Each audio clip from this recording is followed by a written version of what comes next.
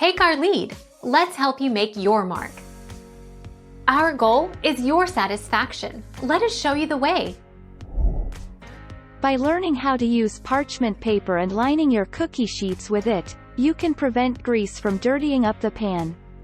This makes for super easy cleanup, and less wear and tear on your bakeware, helping it last longer. Parchment is also an ideal surface for dry measuring ingredients.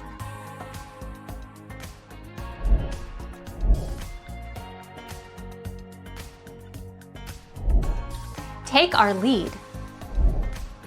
You do not need to put any grease or oil on the parchment paper. Cookies will slide off the paper if you pick them up with a spatula, and a cake will come out of the pan easily. Parchment paper can be used for several batches of the same recipe being baked on the same cookie baking sheet in a few batches.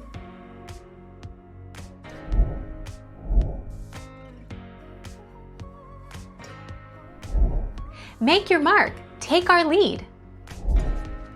Which side of parchment paper goes up? Actually, it does not matter.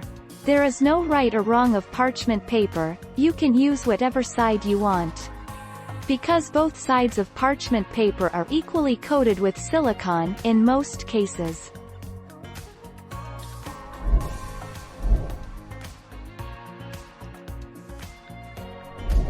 Take our lead. Let's help you make your mark.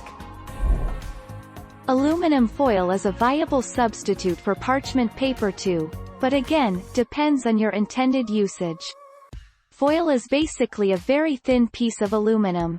The bottom line is that you can use foil for many of the same things you would use parchment paper for, but it doesn't mean you always should. Thank you for watching. Please subscribe and hit the bell notification.